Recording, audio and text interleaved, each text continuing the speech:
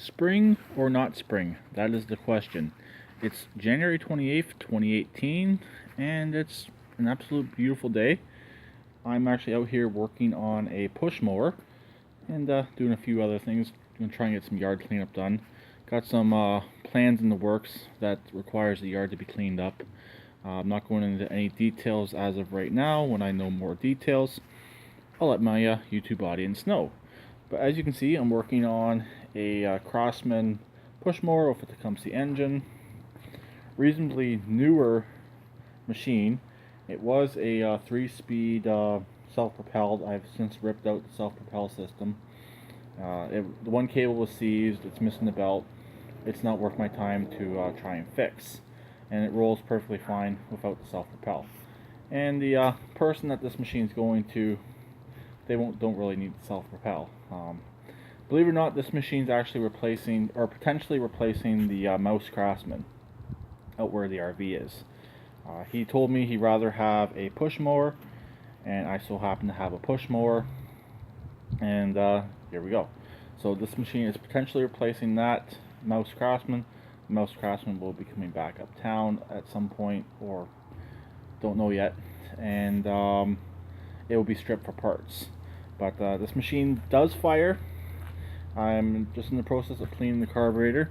It's a reasonably newer style carburetor, as you can see. Pretty clean on the outside.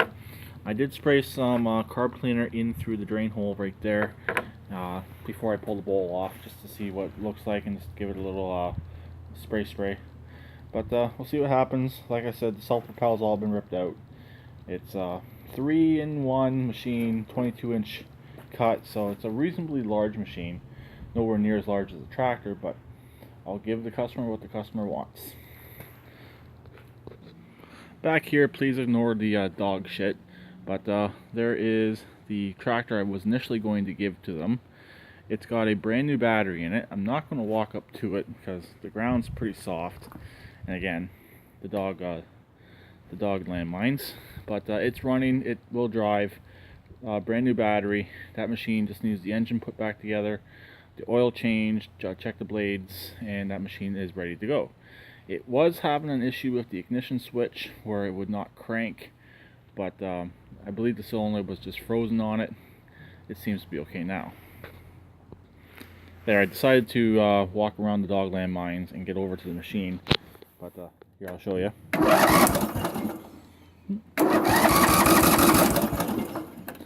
The throttle cable still needs to be repaired, so it's running on full choke and it doesn't have very much gas left in it. But this machine does start and run, and I did not have to replace the solenoid again, which is nice. It has one of the cheapest Canadian Tire batteries you can get. They advertise these as $44, but they're really $64. When you bring your core in, they give you an extra 20 bucks.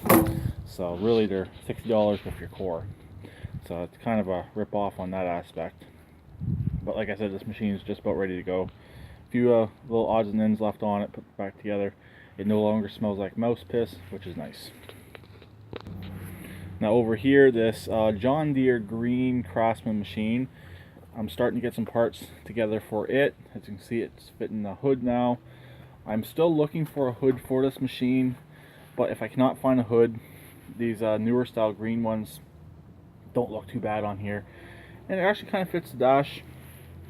This machine is just going to be sold as a yard machine anyways, so it's not necessarily going to be a nice machine. I was considering fixing up the Mouse Craftsman and using it and selling it, but it's got second gen steering in it, which the Racer, I'd love to have second gen steering in the Racer. So this will be getting a different seat. I'm actually going to put the Racer's seat on here just to make it look a little bit nicer, clean it up a bit. The green's actually not bad on it. Whoever did paint this machine didn't do a bad job. So it's actually not that bad. The body was green. See, the foot plates, that's what the machine used to be, was that tannish brown. The rims are yellow, so John Deere yellow. And it was missing the hood when I got it, so who knows what the hood was painted up as. This machine could potentially cut again if you had a deck for it, and if you're inclined to put a deck on this machine. So, like I said, this wouldn't be a bad little snowplow machine. If I had a plow, I'd put a plow on this machine. I would probably keep it.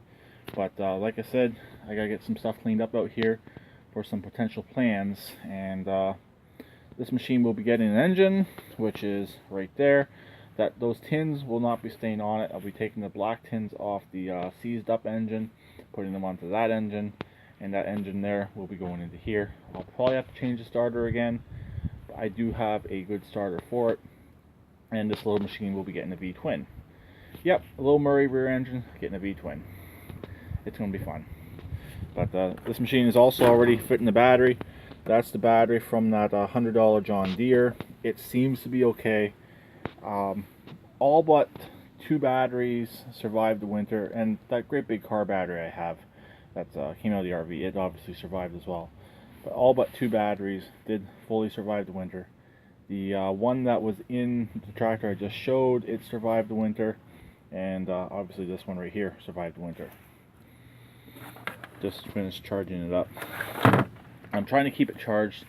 The other battery, it's okay, but it's not the best. When I get some extra cash, I will definitely buy it. I will replace that battery. But for right now, it's fine. So stay tuned on this machine. In the near future, it will be getting an engine. It'll get rewired. I'm not doing a push button. I will be connecting up the key and doing everything correctly. And it will most likely have a seat safety or a clutch safety. I want to have one or the other. It just gives me good feeling and good peace of mind that it does have some sort of a safety feature on it.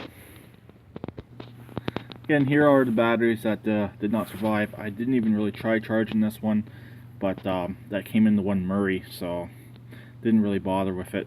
This one here I found in the shop. I don't know how long it was sitting in there, but it's since been taken out. I did try and save it. It's no good, unfortunately. And this one here was in the other Murray. And I found out something. This company here on this battery, she makes car batteries as well. I was watching a video, and there was actually a full-size car battery, same brand name, inside there was a Ford Excursion or something like that. And those 2 sealed cell batteries, they're junk as well. So all of these will be going to the scrapyard tomorrow. For my core, I had a battery similar to this that was in that green Craftsman. It was the core for the new battery. So up here, got a bunch of Christmas lights. I'm gonna be cutting all the ends off and scrapping the wires. I'll get some weight for it, not much, but every little bit will help for scrap money. So I guess that's pretty much it. That's what I'm working on. Yesterday was rainy, didn't really do much out here, just put the battery in that one tractor and getting it ready to get cleaned up and potentially sold, or it'll be going to replace the Mouse Craftsman, or like I said, this Pushmore will be replacing the Mouse Craftsman. So that's pretty much it. So I'll talk to you later. Please keep it redneck like always, and please try and comment.